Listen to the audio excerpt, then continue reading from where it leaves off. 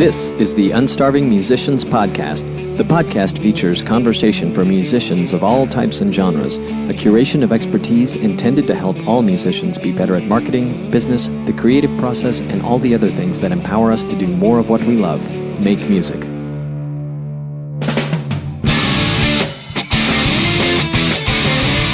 Hey there, thanks for tuning in for another episode. If you are an indie music artist or fan, you're in the right place. Whoever you are, I appreciate you. Your listenership means everything to me. If you're interested in supporting the podcast, you can start by subscribing on Apple Podcasts, also known as iTunes. Another way you can support the podcast, if you're an indie artist, is by joining the Unstarving Musician community. As a member of the community, you'll get tips and recommendations fueled by the very expertise and experience of the many entrepreneurial music artists who've been interviewed on this podcast. And it all comes directly to your inbox. It's free and you can unsubscribe at any time. Go to unstarvingmusician.com to join. You can also provide support by buying a copy of my book, The Unstarving Musician's Guide to Getting Paid Gigs. It's my account of how I was able to perform as a drummer-vocalist for more than 15 years, as often, where, and with whom I wanted to, all while getting paid. It's available in paperback, on Kindle, and many other e-reader platforms. Go to unstarvingmusician.com/book to get your copy today. And here's a very cool new option for supporting the podcast. Register for the Profitable Musician Summit. It's an online conference that provides step-by-step action plans for making money in 32 different income streams for musicians. The event host is good friend, former Unstarving Musicians podcast guest, and founder of the female entrepreneur musician, Bree Noble. Just go to unstarvingmusician.com/profit to learn more and to register. All right, is everybody ready? This is episode 50. To celebrate the occasion, I asked Mike Dawson to come back for his third appearance on the podcast. He is also featured in episodes 1 and 25. We've jokingly decided that he needs to return every 25 episodes, so he's threatening to come back for episode 75. If you've already listened to episodes 1 or 25, you'll know that Mike is a highly sought-after drummer for hire for both live performance and session work. He's also managing editor at Modern Drummer magazine, co-host of the Modern Drummer podcast, and a bit of a recording enthusiast. Since we last spoke, he picked up a very interesting gig subbing for Carter McLean, principal drummer for Broadway musical The Lion King. How cool is that? As usual, we spend a little bit of our time talking about recording gear, in this case, a new product by Focusrite. And because Mike regularly posts drum videos on social media, we expand upon our previous discussion of how he's growing his following on Facebook and Instagram. And by the way, I love what he posts. It's often experimental and always honest. Check him out at Mike Dawson Drums. At the end of this episode, you can also check out his recent work on a track called Crecer Lejos by recording artist Dayan. Hopefully I said that right. And here is the one and only Mike Dawson. Mike Dawson, welcome back to the Unstarving Musicians Podcast, episode number 50. Number 50, congratulations. Thank you. Milestone. It is. And yes, you have been on 125 and now 50. I thought it'd be fun to do it again. I see that you and Mr. Mike Johnston are on you just published episode 138 of the Modern Drummer podcast with Mike and Mike. How does that feel? That's right. Well, it's surreal to think that we've been almost 3 years in now, I guess, right? Once a week we're coming up on 3 years. I was going to say, don't make me do the math. 52 times 3. Yeah, this August, I guess, will be the third year in a row. I mean, we thought maybe we'd do 2 or 3 episodes and that would be it. But did you really? Here we are. Yeah, we were just trying it out, seeing if it worked. And after the first episode, we were like, I don't know. Let's just try it again and see what happens. And it just kept going. So here we are. That's amazing. I knew all this time. I did not know that. And we chat online occasionally, and then we've done this 3 times now, and I did not know that. I was thinking about this today. Do you feel, or have you seen that the podcast has helped you? I want to call it your musician career, but I mean, just with like the projects that you do that are related to playing and recording, have you found that the podcast has in any way sort of helped indirectly? Yes. I mean, I have started doing this year. I started doing a bunch of drum clinics, and I have to say a good portion of that is just from me putting myself out there as, my own thing. And part of it's the podcast, part of it's my trying to be more active on social media. So yeah, I mean, and also because we have to talk every week and I have to try to be thoughtful, it's made me much more deliberate and careful. And Also, I need to have things to talk about. So I'm actually practicing a whole lot more ever since we started the podcast than I have in the past 10 years or so. So it's like I don't want to show up every Friday. I'm like, yeah, I didn't do anything on the drum set this week, so take it away, Mike. What do you got to talk about? you know, there's been a lot of that, but yeah, the clinic thing has kind of been happening the past few months. It just kind of started snowballing, and I think a good quarter of that is from the podcast. I think, which has been cool. That's fantastic. And I wanted to ask you about clinics, so let me just go ahead.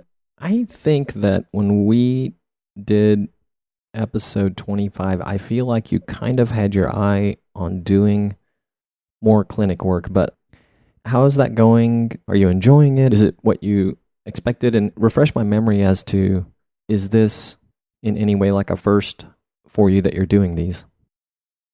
I mean, I've usually done like one a year, just occasionally. Like I go back to the colleges or whatever that I went to school at. And they asked me to come back and do something, or workshops in different music schools and things. But this was the first time I decided, okay, let's try to book some stuff and let's see what we can get.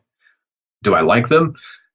I do. I have a love-hate with my own presentation every single time. I'm like, wow, that didn't go nearly as smoothly as I hoped it would. But at the same time, I'm always super juiced while I'm there. It's usually on the drive home that I'm like, what could I have done better? But that's just the way my brain works about everything. Do you have video of all of them, like to look at, or like audio to just sort of listen to the whole thing afterwards and contemplate all that? I don't. I always take my cameras and lie to myself that I'm going to set them up and record it. And you never do. It's just when you get there and you got to set up and sound check and you got to kind of hang out. I always just end up like, or whatever, if I forget it. But there will be some recorded soon. I don't do it. I don't want to do it to review and critique. I want to have it just as an archive. I'm so self-critical, and I have a pretty good memory. Like I can almost replay the entire clinic word for word in my head. So I don't really need to like watch it. You know what I mean? Like, sure. Yeah. Like I just kind of replay it. I've always been that way. I'll replay conversations in my head, and it's just the way my brain works. But I probably should. The ones that are coming up soon, I'm going to be recording because they're kind of more official. The ones I've done so far have been more like workshops and smaller events. I wanted to kind of be more hands-on, have everyone playing. So I didn't really feel the need to like document that. But if I'm going to do an hour presentation where I want to really see how it flows, these ones coming up, I'm going to definitely record. Because I don't really know. I don't really know how I come across as a clinician. I know how I come across as a drummer, I hope, but like with the words and expressions, I never took theater or anything like that. So that is such a foreign world of how to really put that energy out the right way. So maybe I'm just scared to record myself. That's a long way to answer that. Well, you know what? On one hand, originally I asked the question because I was thinking it would be a great tool to see what works really well and what doesn't. On the other hand, it's a lot of time. However, what you just said about posting it just for others to see, maybe they didn't catch it, or maybe they want to rewatch it. Like I, in a sort of another world, have gone to some of these events, and I love it when they provide recordings. If I really liked the presentations, I can go back and visit them, because I'm not a great person at sitting down and taking a bunch of notes. I kind of like to just watch what's happening and listen to it. But to go back and be able to like take notes and pause and whatever, better for me. So I would think that drummers and students, whatever, people that were even there would really get into that. So that would be a good reason to do it for sure. Yeah, I'm torn because part of me wants to keep it a live event, and there's a certain energy and interaction with the people that are there that might come across not quite as exciting, but in the room we felt it. So like part of me is like, it's a live thing. If I'm doing more of a stage scripted presentation, then that I have to document it because I have to get that better every time. But the couple I've done recently, it was more like hands-on, little bit impromptu. What do we need to address? Is it more technique? Is it more creativity? Like, I don't want to record it and post it and be like, dang, that's really boring. And it kind of lost the energy of the experience. So kind of back and forth. It's almost like you need a pro videographer there to do something that you're going to have for the sake of sharing with people, with a large audience anyway. Yeah, you can ruin the vibe with just a really crappy image or bad audio. It's like, that's not at all how it really felt. So yeah, I mean, I'm a huge fan of like really dynamic documentary style production. And I'm not at that level yet to get that kind of a crew. But, that's what I would want ultimately, like get people there to do more of a documentary style presentation rather than just putting a camera in the corner and having kind of crummy audio. That's not necessarily stuff I'd want to be posting on YouTube or whatever, but Again, I'm just avoiding it. I just need to record it. They are fun. I do enjoy it. I think we talked about it before. I mean, as a kid, I was deathly afraid of public speaking. So I try to take every public speaking thing I can get now.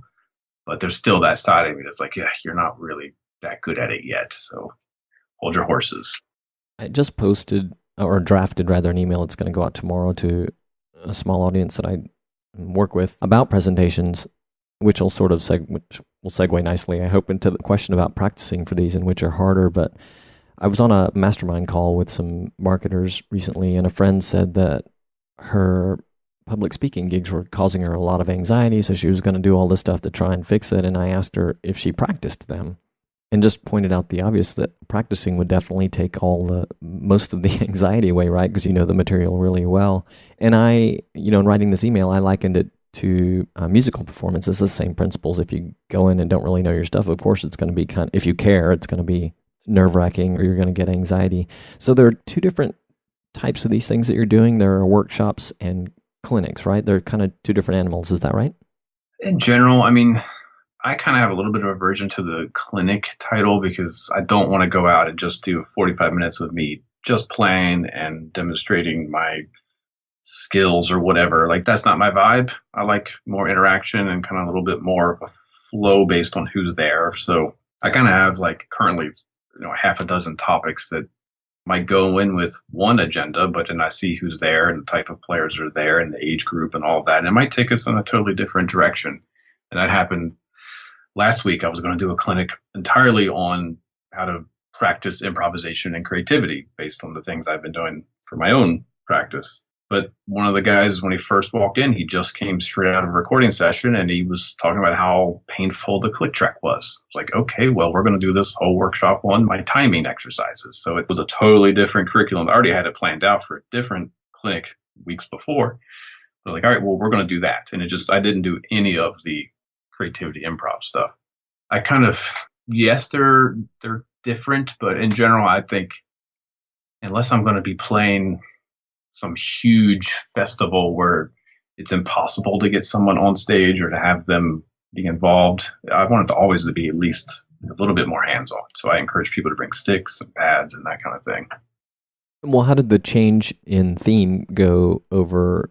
Did you have to feel that out a little bit, just out of curiosity? So this guy walks in and suddenly you change the theme of the whole thing. Did you have to ask people, like, is this cool with you guys? Or did you just go with it?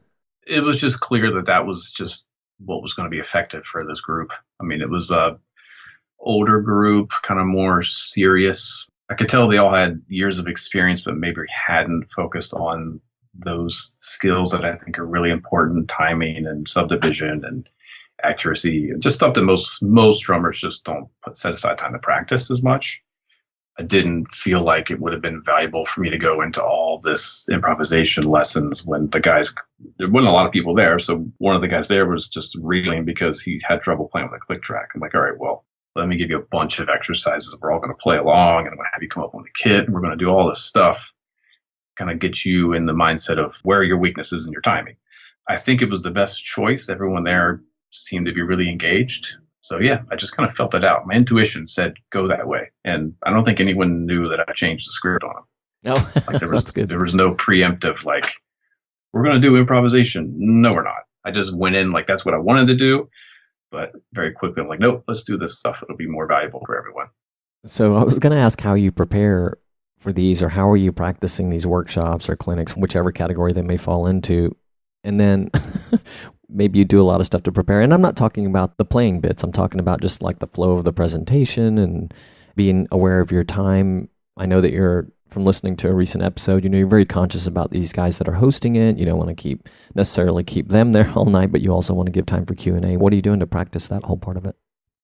Well, I spent a lot of time in the early stages brainstorming and just kind of mapping it out. What I make sure that I'm very careful about is I don't want to go into these things trying to do something I've never done before. I've seen that happen where I think it's a drum clinic, so you've got to talk about all your difficult skills, all the things you can do that are impressive.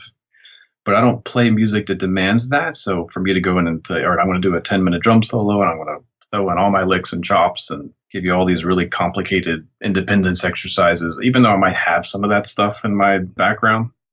Things I'm working on now is what I'm going to present. And the things I'm working on now are the things that I discovered were huge blind spots in my own playing, and I'm discovering that they're huge blind spots in the majority of drummers playing. So all that stuff is preparation well before, but then a couple weeks before, or even just a week before, I'll sit down with a piece of paper and just jot down the topics that I want to address within whatever the umbrella thing is, the theme is of the whole thing. And then I'll actually set aside like time. So if I'm going to play one song, that's 5 minutes. Okay. And I've got 5 minutes to explain something, and then 10 minutes to do a lesson, and then another 5 minute song. So I do map it out to the minute in that regard. I don't script it. The talking bits, I feel like the stuff I want to talk about is stuff that I've been thinking about nonstop for years. So it's kind of always at the front of my mind. I don't map out the script as much. If I was on like a TED talk or something, I would. But for these, I just kind of keep it open ended. If I'm going to address whatever it may be, basic improvisation practice skills, then I kind of already know what I'm going to talk about in that because that's what I'm practicing. But yeah, like a week or so before is when I start to really map it out. Like, okay, do I have too much stuff I'm trying to cram into 45 minutes, or is it a 2 hour thing and I've got a lot of time to really spread it out? How many songs do I want to play? That kind of stuff all gets done within that week prior. I probably should, but I don't like run the show. That's not something I do. I'll practice the songs, and I'll make sure that my gear is in order, and I'll go over the lesson material to try to refine it and make it more effective. But I don't go into my studio and do, okay, here's the clinic start to finish to an imaginary audience. That I don't do. But you might someday.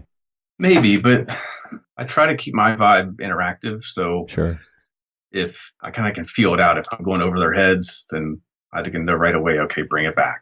Or if I feel like this group of drummers is really, eating it up, I'm like, all right, let me push you a little bit further. Here's something that wasn't in the script, but it's related.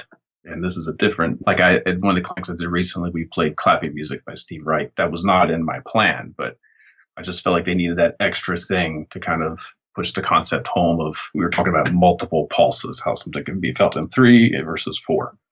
So, all right, well, let's learn clapping music. So I just kind of threw it in there off the cuff. That is not something that I don't think I could have rehearsed it, and maybe in the future, but again, not yet. I'm not there yet. I'm not doing those types of presentations with like multimedia productions and all that yet. We'll see. Yeah. Well, and just the whole vibe that you enjoy and that you think people will get the most out of based on, I don't know, the type of things that you enjoy doing. Seems like it makes sense to be very flexible. And you have, I don't know if it's the same for all clinicians or people that are doing workshops, but you have a real breadth of playing experience. You have the luxury of being able to just kind of change topic. I would imagine that, not that it would never happen, but it's not common that somebody brings something up and you're like, I've never touched that before. I'd have to defer or whatever, but you don't have that. Yeah. I've seen some of my favorite clinicians, they do the exact same clinic and they've been doing it for years, and that's the way they do it. And that's cool. For me, I'd like to kind of say, okay, this is where my head's at now. Maybe you could relate to it, and then go ahead and ask me a question, and I'll take me in a different path. I mean, I kind of have this sort of holistic approach to where I think everything comes back to the fundamentals. So no matter what you ask me, it's ultimately going to come back down to like a technique or a timing or independence or a musicality kind of an issue. So, I mean, within reason, I don't do a ton of like polyrhythms or like multimeter kind of playing, that kind of stuff. So if you ask me that, I'd be like, go to Mike Mangini or somebody who can really do that. But yeah, so ultimately, whatever question I get comes back to just, all right, well, here's the fundamental skill that I think you probably need to address. And here's what I did to work on it and to refine it, no matter what it is. If it's how to make something groove, like something as nebulous as how to make a groove feel good. Well, that's timing and subdivision and dynamics and touch. All this stuff is all within that one simple question. And I've got years of practice under my belt to try to make my playing in that way better. So I guess to answer your question, I feel like I've also sat down with some of the greatest drummers in the world interviewing for modern drummers. So I've got all of that stuff kind of floating around in my head too. Like, this is what Matt Chamberlain told me. This is what Benny Greb told me. So I've got a lot of that to kind of pull from as well, so maybe it's not my personal experience, but I can usually relate it to what a really well-known drummer's experience might have been, if that makes sense. Oh yeah, and that would think is a very unique thing that you have to offer because of all of those people that you talk to, that most of the people in your audiences are going to really be excited to hear about whatever you can share that they shared with you. Yeah, I mean, I think whenever I interview a drummer, for me, it's like I'm getting to sit down and have a private lesson with this person. So I'm going to ask the stuff that I need to have answered. So then I feel like I've got this knowledge that I can just share. That's kind of my goal. Like if I know that it's a very fortunate position to be able to interview my heroes, so I'm going to take advantage of it and pick their brains about everything that I've been waiting my whole life to ask them. That's ultimately then, influences what I practice. So it all kind of relates. And for indie artists, drummers, and I'm asking too, because I have no idea. I've never done any workshop clinic stuff. Don't consider myself an educator. People ask me if I teach this or that, and I'm like, no, I'm not an educator. That's a special skill. But is this doing these types of events? Well, how are they for one's playing career or marketing or whatever they're good for, in addition to the giving back facet of it? Yeah, but for me, that's the whole thing, is just giving back whatever I can, whatever I can share. I know that I'm in a fortunate position working at Modern Drummer to kind of be all day, every day, just inundated with the drum industry and the drum world and the drum community. So on a daily basis, I'm watching new videos and listening to new albums and reading new books. So I feel like I'm very fortunate. I need to share that as often as possible. The drum clinic world seems to be in a bit of a decline in general. It hasn't been like, think of when I used to go to drum clinics in the 90s, it'd be huge rooms and it'd be 100 people at every one. Didn't matter what it was. It's not quite that anymore. It's usually more of a tighter group. I feel like if 20 people are there, that's a nice crowd in general. But that's going to be the people who are really kind of serious. So I kind of like that better. I'd rather have that than do the big exhibition show where there might be just people there who are casually interested in drumming. And I think that's when I would have to do more of the performance-based clinic, which isn't my preference. I'd rather have it be an intensive, let's dig into some real heavy stuff in relation to getting better at the drums. So yeah, the clinic world is on the decline in kind of the mass marketing way, but I think the people who still go out to them are really like the perfect audience in general. Well, that's good. That's an upside. And then for someone who feels that they have what it takes or have something to offer in that world of doing clinics and workshops, I should ask you if you do any of this, or do you recall a time when you did? Do you do outreach to find out if there's interest in having these? And I would imagine nowadays there's a lot of, or at least some inbound requests or interest coming at you because of the nature of your work. But do you do a little marketing for them to get out there, or can you share anything that you've done in the past for people who might be interested in doing that? And I would imagine it applies to musician of any instrument too.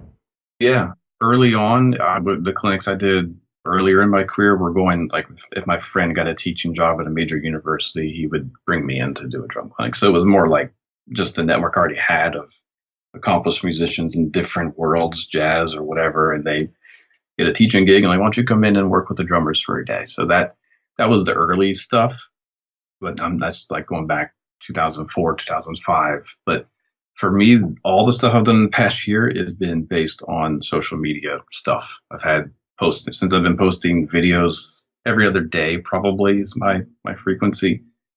That's what got me invited to do a bunch of stuff. It was just, I love what you're doing. Can you do, would you want to come to my shop?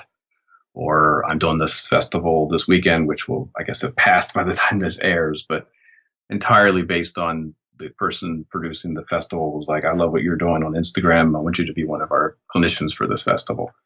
So having a strong, consistent social media brand that, for me, it focuses on exactly what I do helped. It's been everything, actually. It's been everything. Just being consistent and building a following that way. And kind of, for me, I'm demonstrating the stuff that I'm practicing. So it's not like I'm only putting up like the most amazing, high produced, beautiful videos. Some of them are junk, but it's what I'm working on. So I'm trying to document what I'm working on. And I think that's the guys who are bringing me in kind of appreciate that. And I'm kind of showcasing that I'm still practicing and developing and evolving and trying new stuff. So yeah, it's been all social media for the past couple of years.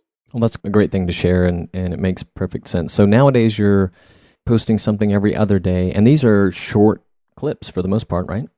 Yeah, I mean, whatever Instagram limits, a minute. Right now it's a minute. Maybe they'll go longer eventually. I haven't done any live stuff on any of those pages yet, which I guess those can be as long as you want. But Yeah, just a minute. So what I think we talked about it before, but every morning I just go to my drum set, whatever inspires me to play, I'll play something. And then I give myself about 10, 15 minutes to refine it into a 1 minute bit. So whatever it is I'm practicing this morning, I was hearing a Steve Jordan groove in my head. So I just worked on that. And that took me down a realm of playing with a real heavy backbeat, but also modulating into an offbeat that like accent, like making the beat sound displaced. That was my 15 minutes of practice. A heavy Steve Jordan pocket, but can I displace it by an eighth note and then come back without losing the beat? That was this morning's practice, and that's what I'm going to post this evening. So that's like every day. I just go down and just explore. Something comes out, and then I have to have a minute presentation of my practice session, essentially, if that makes sense. Yeah. And this is really cool now that I think about it, because you've been developing a following, people who are appreciating what you're doing there, other organizations, companies who are interested in having a clinician of your style and expertise see these and will pick you up. Imagine it gives you plenty to talk about for the podcast. And yeah, you're getting your personal practice in too, on top of all that. I mean, just all about Mike, you're actually practicing. And I've seen these, they are really cool. And I would imagine what I was going to say is that they're raw, like they're often just really badass. And then you'll have these moments where at the same time, there'll be like some little mistake or some little drag, but you leave it in there. And that's just, you're very totally upfront about it. And you do stuff with electronics, which is great. Yep. So, yeah, if anyone's listening to this, you will have to check it out. I'll put his socials in the show notes so you can check him out. Well, that's cool. It's great, really great advice for somebody who might indirectly, for somebody who might be wanting to do that. Yeah, I mean, the best compliments I've gotten from people who watch my stuff is that you may be doing something that's pretty complicated, but you make it look and sound achievable for anyone. And that's what I want. Like, maybe I'm doing 5/4, but you're seeing me struggle with it for a couple measures, and it might settle in. And then I try to just present it like you can do it. And my whole goal is just make it sound like music, no matter what it is. So the best compliments I've been getting has been, you just make this stuff tangible and relatable. I'm not trying to impress anyone. That's kind of been my goal. I'm not trying to be impressive. I'm just trying to document my own practice so I keep getting better. And I think that's what people relate to, rather than I'm amazing at the drums and give me a like because I'm amazing. It's just, this is what I worked on today. You might not like it, but this is what I worked on today. Yeah. And I think the other thing too, social and doing videos are such a big thing these days. I think that it's inspiring for people, and you have been for me, and I'm still not doing my own, but I imagine it's inspiring for people who are like, oh, I could do something like this. I can start a channel. I don't have to have multiple camera angles and look like a production crew and spend hours editing, because it's clearly been effective for you. iPhone, and there's so many ways to do it now. I mean, I think some good lighting is about the one thing I had to do. It's like I needed the actual video lights because the fluorescents were making me look like a zombie in the beginning. But that was really kind of it. It was just, I got an iPhone, it's got a camera. I bought a real cheap wide angle lens that clips onto the iPhone. I got the Shure interface that goes straight into my iPhone. So I try to make sure there's no excuses. Just turn it on and hit record and go. I'll just record it. And then I'll have 15 minutes on my iPhone to kind of go through. I'm like, all right, is there a minute in there that's worth posting today? Cool. All right, let's post it. Yeah. I was going to say, for those that are listening and interested in this particular part where we're talking about doing the videos and the recording stuff you just mentioned, in episode 25, when you and I spoke, we talked very specifically about gear. I'm not sure I got the wide angle lens. And just in case I didn't, do you know what the model is in case somebody wants to check it out? I don't remember. It might be XENVO, something like that. I just got it on Amazon. I just looked for wide angle iPhone lens and it popped up. It was like a $20 lens, maybe. It just clips on. Nothing special, but it just gives me enough width to where I can get the whole kit and I can still have the phone, within 5 feet of my drums. God, that's crazy. $20. Yeah. It was one of the best things. Yeah, and the videos look cool. And I think the fact that you're just there with one camera also makes them look honest. So I want to switch directions. I don't know a lot about this gig, but I've heard you talk about it maybe for months now, and I heard you mention it in a recent episode. You've been doing some sub work that got you in an orchestra pit doing music for The Lion King?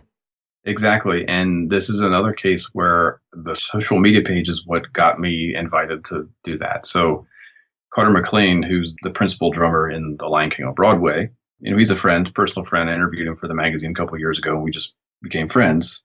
I follow all his stuff online. He's amazing. And he just started following my stuff. And then one day he just said, "Hey, I need to bring in some new subs for the show. I like your feel. I like your vibe. Do you want to learn the book?" So I was not thinking about that at all, but he saw something in what I was putting out there that like you could learn it. You've got the right feel. You've got the right sense for detail or whatever. So I did. I spent a couple months. I went into New York and sat in the pit and watched him play the show probably 4 or 5 times. Got a copy of the book, got board recordings of him playing the show, went through the score and made all the notes I needed to, whatever vocal cues were there. I transcribed all of Carter's parts because they're not exactly what's in the book. And I just learned it. And it's been a couple months. I think I've done like a dozen shows at this point. It's pretty awesome. Totally unexpected, but it's pretty awesome. Does he listen to the podcast as well? He does. Yeah. He's usually sending me texts picking on us for messing up something or whatever. Well, I'm asking too, because for anyone who's listening that's like, is focusing in on this now, so the video content that you do, but I would imagine he met you, he's acquainted with you, did an interview, but I would imagine also if he's listening to the podcast, there's a lot of stuff that you talk about on the podcast that sheds light on to your musicianship and your musicality, your attitudes toward doing performance, which I would think in his case it'd be huge because you take performances very seriously. And not that there's not a lot of people out there who don't do the same, but for him to hear that, it must have been huge for him to, at least an influence, to be able to come to you or know that he could ask you. And if you accepted, it would be a good deal. I think so. I mean, the deal with being a sub on Broadway is you have no rehearsal. You've got to just come in and play it, and you've got to play it flawlessly, and you've got to play it exactly like the principal person plays it. So that it's a very high stress, high intensity kind of a gig. And I think there's not everyone is cut out for that mentally to be able to be like, okay, you've got to learn a 2.5 hour show, essentially note for note. So when you come in and take my chair, no one really knows that I'm not there. That's kind of the goal. Like you're subbing for me, you've kind of got to play it exactly like I play it. So maybe the violinist doesn't even know that it's not the main guy in there. Or more importantly, the conductor isn't like surprised that you do something really different from what they're expecting. So it's a really intense. And so I think, yeah, I mean, I haven't asked him, but I would assume that he saw like, okay, you take this seriously. You're not going to come in. Because again, it reflects bad on him. If I would go in and just screw the show up, he's going to be the one that gets the wrath, because he didn't train the sub properly or whatever.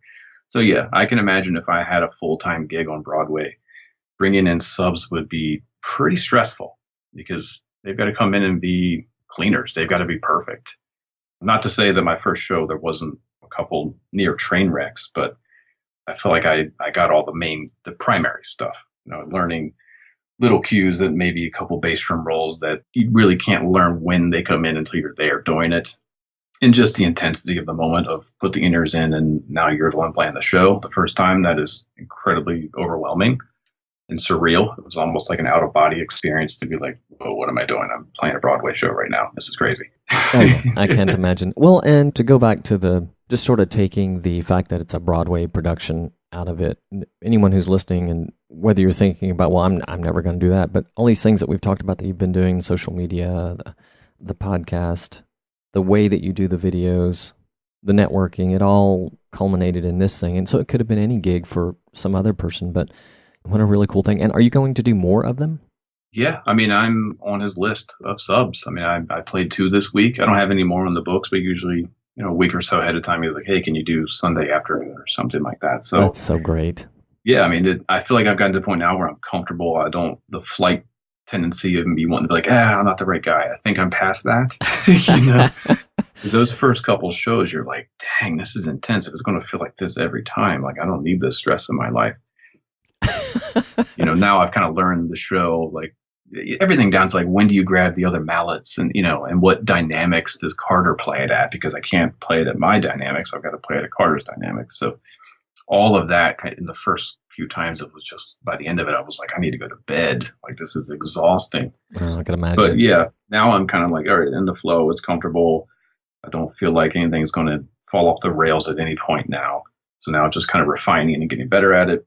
It's really, I think maybe for my mentality, which is pretty detailed oriented, and I kind of like the intensity of high stress performance, it's kind of perfect for me in a way to do this, but not have it be the full time thing. Like, I like it once every couple of weeks, I can go do that thing and get that rush again. Yeah, that's cool. Like, he does it every day, and he's been doing it he's in full time for 6 years, I guess. So that's his gig, and I wouldn't want to get to the point where I'm like, oh God, I've got to go play Lion King again. Like, I don't ever want that. I want to be like, all right, let's go do this. Let's push sleeves up, get your hydration and everything, be ready to roll. Yeah, I have this comical vision in my head of like the whole stress of it, and the one thing that you don't want to happen is to look up and you're getting this glaring look from the conductor because you screwed something up. Oh yeah, and they're on video monitoring. See, the drum set in Lion King is in an isolation booth in the middle of the orchestra pit.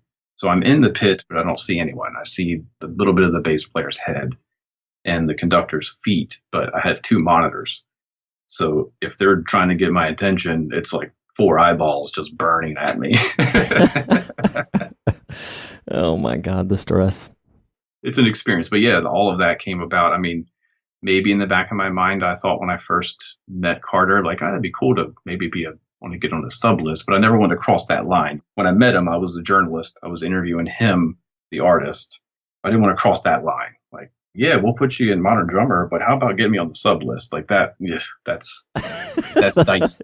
Yeah. I try to tread very lightly with Mike the drummer versus Mike the journalist. They're kind of 2 separate things. So to have him invite me solely based on just he was observing what I was already doing, that was kind of like, all right, that's the way to do it. If I probably would have asked him earlier, it might not have ever happened. Who knows? But he asked me. It has to be hard because, and I know that it's very clear for you, like the right thing to do is to not go there, but intuitively you're like, well, I need to make sure that they know that I'm interested in case, I've been really bad my entire life about asking for anything. It's just not my nature. Plays in your favor. Yeah, but it kind of works out. So I don't have any ulterior motives. If we're friends, we're friends. There's no ulterior motives. Sometimes I see ulterior motives in others, and then I put up a wall. I'm like, all right, we can be professional friends, but we're never going to cross that personal relationship. I'm real kind of aware of that, and I don't want to ever be perceived as the opposite of, oh, he's just trying to get something out of me. Yeah, sure. I know at least some of these guys get annoyed unfortunately, by people that do that to them. How many years have you been at Modern Drummer magazine now? This will be 14 this summer, which is crazy to think. But yeah, 14 this August.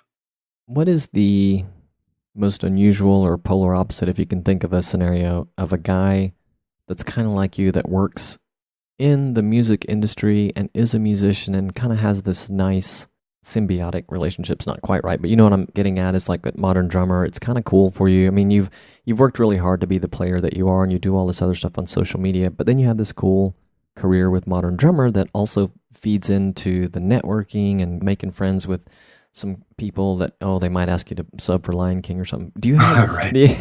do you have friends or acquaintances who have something kind of like that, but is very different from what you do? And I'm asking because I'm thinking, I'm always fascinated with, and I assume that others are, like when people are trying to piece their music careers together, that sometimes this is a cool way to do it. Yeah, well, one of my best friends in the industry his name is Cy, and he's the owner of Mashes of Maple, the drum company.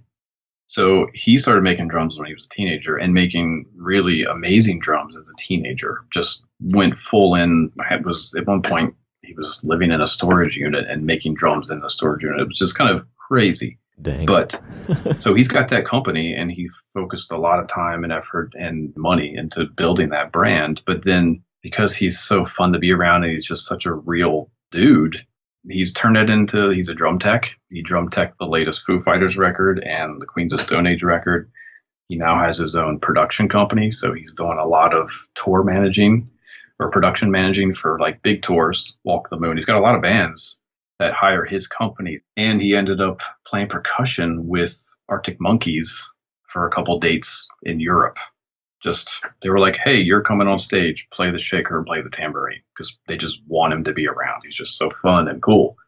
So that was probably the closest. Like, he was so focused and dedicated to making amazing drums that were no BS. It was like the real stuff. People appreciate that, gravitate towards him because he's real. He doesn't have any ulterior motives. He just wants to make great drums. And they're like, well, bring your drums to the studio and tune them, and we'll call you the drum tech. So now he's like good buddies with some of his heroes. Yeah. And he's got these different lives. He gets to fly around the world and do the production manager thing on tour. Then he goes home and he makes amazing drums. So he's kind of got these two careers simultaneously. But I don't think there was at any point he was thinking, man, it'd be awesome if I could go play with Arctic Monkeys. That'd be cool. Yeah. You know, it just happened. It's one of those. Yeah, that is very different. Very different, but I think similar. Like, he was just so dedicated. And I think anyone who talked to him and hung out with him saw that, like, okay, he's the real deal. And I appreciate that. I respect that. Like, he really cares about the craft of making drums. Yeah. And he's just cool. He's not trying to sell a ton of drums. And I mean, he's just trying to make the best drums possible. I want to be around that guy. I think that's kind of his vibe. I'm kind of speaking for him, but I've known him forever. He's a cool dude. What's his company's name again? Masters of Maple. Masters of Maple. That's great. Yeah. I own a couple of his snare drums. He has a Black Beauty, I guess you call it like the evil stepsister. He calls it the Black Ugly. So he's got that, which I think he might have been one of the first to really do the kind of heavily patinaed, antiqued snare drum thing that everyone's doing now. Yeah, on every instrument. Yeah. So he was doing that 10, 15 years ago at this point. Yeah, so it's a great company, and I'm proud to own his stuff and use it, partly because it's amazing, but also because I appreciate what he did to dedicate his early adult life to making that drum sound amazing. That's kind of my thing. I like to play gear that like has a little bit of the craftsman's soul in it. I feel like that's important. That is a nice thing. So before we get done, I would be remiss if I didn't ask you where things are for you since last time we spoke, with your plans on social media. And last time we spoke, I think you were looking at doing some sort of channel, maybe YouTube or somewhere else, where you were going to offer a resource for recording. Am I remembering that right? Yeah, that's still the ultimate goal. I ended up creating a page over on patreon.com. So that is a subscription-based website, but I didn't have to build my own website. I was having a hard time building a website and committing to the architecture of it, because I would have to hire someone to do it, and then would it actually be exactly what I wanted? Patreon has kind of been my entryway because they handle all that. The website is easy, and you just log in. You can pay $1 up to $100 a month, depending on what kind of access you want to me, whether it's you want Skype lessons once a month, every other month, or if you just want to check out the stuff I'm posting. So that's there. And I'm just kind of testing the waters. I've got some like improvisation lessons are there. I've got some basic technique stuff and tuning stuff and session footage of me recording tracks for people, and I just film it and post it. All that stuff is kind of there. It's kind of an expanded version of my Instagram page. I like that because the people who are there who are going to drop a couple bucks to check out the page, I want to make sure they get something valuable. So a lot of it is like I'm taking what's on my Instagram page and turn it into an actual lesson with notation and things like that. So it's still kind of just building. I do have a YouTube channel, but I kind of got sour with YouTube with how the changes they've made recently with the advertising limit. Like if you don't have 1,000, I don't know what it is. There was something kind of silly where they removed your monetization options if you didn't have enough subscribers. I'm like, I don't really need that. I don't need to be worrying about that. Let me try some other avenues.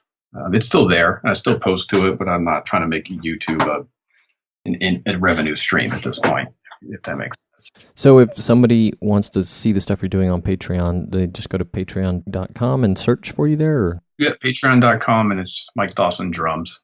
Pretty simple. It's a good site. I mean, it's great for artists and creative people who want to have a spot where if you have enough of a following where you think someone might want to go a little bit deeper than what you're putting up for free, that's a cool site, because I've gotten a few Skype lessons out of it. It's a good way to handle that because you pay through Patreon. You don't have to worry about you sending money to my PayPal or whatever. And then we just set it up that way.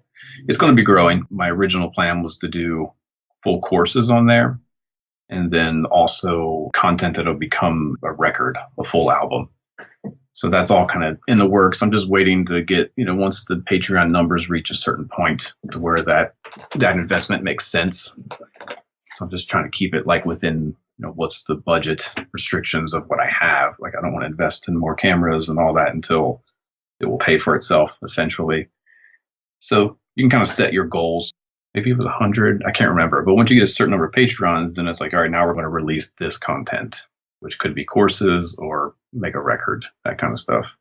It's neat. It's a cool site. I dig it. Yeah, I mean, I've heard about it so many times, and it's funny. I was talking to a friend who's moving out of the San Francisco Bay Area to where I think a lot of his family is, a different state, and he's been teaching for years guitar and gigging, and he's about to move, and he was telling me, he's like, yeah, I don't know what I'm going to do about teaching. He'd like to continue doing it. And at the time I was like, well, I know he doesn't do anything online. I mean, you might consider offering Skype lessons because a lot of your existing students, or some of them, might want to take advantage of that. And he hadn't thought of that, which is great, but I'll have to tell him about looking into Patreon this way. You're the first person I've talked to who, I guess everybody's approach with Patreon is different, but yeah, this is unique.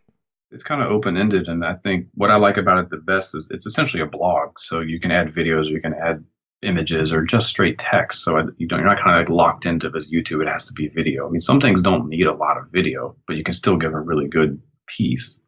So especially for teaching, you can do a full lesson. Essentially, it's like what you would see in a magazine with words and notation and a video to demonstrate it. And that's kind of what I'm doing. Like I'm taking my 1-minute jazz lessons. I already took the 1-minute jazz lessons from my Instagram page and reposted that link, but also added a description of exactly what I'm doing and the notation of exactly what I'm playing. So it kind of just blows it out into like a full-on lesson.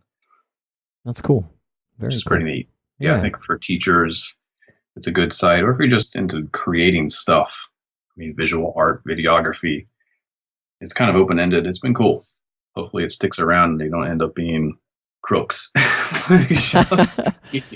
Well, I think I heard one of the founders on the Tim Ferriss show many, many, many months ago, and I think that lends them a certain bit of credibility, assuming he's still around. Yeah. No, I mean, so far it's been great. I, again, did not have to develop my own website and then know that I'm going to change it in 6 months is awesome. I can kind of test the waters and just kind of see what works, what doesn't work, where I want to take things. Yeah. It's like a good kind of early stage for me. Yeah, what a great idea. I'm going to have to dig into that just to sort of tell other people about it. Something I had on my list, too, there were a couple things. I'm not sure anyone's going to be interested in one of them other than me, I'm just going to get down until there's only one person left listening that has any interest in what I'm talking about. But no, this one that I think people would be interested in because you do a lot of recording gear review, and I heard you talk about a piece of gear. I want to see the episode number here, but let's see. So I think it was 137. And you were actually just talking about some new stuff that Focusrite has done, and they have this new USB claret thing. Can you talk a little bit about that and why anybody who wants to record might be interested in it? Yeah, so Focusrite is a world-renowned company. I mean, I think every recording studio I've been in has had some Focusrite mic preamps in it. So they've kind of got a strong reputation for making really good sounding mic preamps and stuff. In the past couple of years, they've really kind of focused. Well, they were actually the original preamps in the Pro Tools M-Box, if you remember that when it first came out. So they were kind of early on when Pro Tools went consumer-based. Focusrite was the mic pre's that were in there. But now they've kind of gone out on their own, and they've got a bunch of interfaces. The Claret line, the one I'm looking at right now, it's called the Claret 8 Pre-USB. So it's got 8 microphone preamps, 2 headphone outputs, multiple outputs if you want to run it to studio monitors or whatever. So it just plugs into your computer and you have 8 channels you can plug in 8 mics. You could do a full drum kit with this one piece. And the USB one is good because not everyone has a Mac. And the one that was out last year was a Thunderbolt only connection. It's annoying. Yeah, which was fine for me because I've been a Mac user forever. But the USB one, I think it's going to open the doors for a lot of people because you can use it with laptops a lot easier or whatever. Yeah. So it's a great piece. It's just clean and easy. You just plug it in, plug your mics in, set your levels, open up whatever recording program you want to use, and just go. And I think the price is pretty amazing. I think it might be $700, $600 to get 8 channels, which is ridiculous. Yeah, that's pretty cool. And then if I remember from your conversation on your podcast, that they make other versions of it with less channels. So if you're not, like, this is perfect for anyone who's recording drums, and obviously you don't have to be a Drums or a drummer, but you're band. just recording. Yeah. But then they have other ones where the price goes down, I assume. Yeah, there's 2 channels, 4 channels, and then they got the 8 channels. That's really cool. So yeah, I mean, I always recommend for anyone who might think they at some point might need more channels, go ahead and get it, because you can't. It's hard to turn a 2-channel interface and then you got to throw it away and buy a new one if you want to get 8 or 16 channels. So I always say, if you think you might at some point want to record 8 microphones at once, just go ahead and get it. It's just a couple $100 more. But if you're never going to need that, then yeah, they have a great 2-channel option, 4-channel option. If you're a guitarist, then you might not need more than 2. But what if you want to record your band one day? Yep. So to have the 8 channels is helpful. Yeah, totally. Well, cool, Mike. This has been another fun conversation. Is there anything that people that are following you or about to follow you because they heard this that they might want to watch out for, that you're hoping to unleash on the public anytime soon? Nothing major to announce. I mean, this is going to be another a year of a lot of clinics and things. And I'm trying to get out of the East Coast here shortly. So I think if you just follow me on Instagram at Mike Dawson Drums, or Facebook, same handle, Mike Dawson Drums. Probably whatever comes up, I'll be announcing it there, sharing events and things, trying to get down to Florida for a couple days, California, Canada, see what happens. So that's the biggest thing for this year. I just finished a record for one of my best friends who lives in Las Vegas. So hopefully that'll be coming out in a few months. So there's always things popping up. So really the best way is just through Facebook or Instagram to kind of see what's happening. And there's always a Modern Drummer. Yeah, and say the name that you use so everyone will know where to find you. I'll put it in the show notes, of course. Yeah, it's Mike Dawson Drums. And that should be Twitter, Instagram, Facebook. They're all linked together. I use Instagram as kind of my home base. So that's kind of where all the stuff goes up first. Very cool. And I would say if you didn't gather as much, even if you're not a drummer, but there's a lot that Mike has to share for musicians and just various things you might be doing, be it social or recording. And if you are a drummer, all the much more fun to go check him out. So if he's in your city, I highly encourage it. And hopefully I'll get to see you sometime soon. So Mike, thanks again for coming back on for episode 50. Indeed. I'll see you at 75. Sounds good, man. Sounds good. Talk to you soon.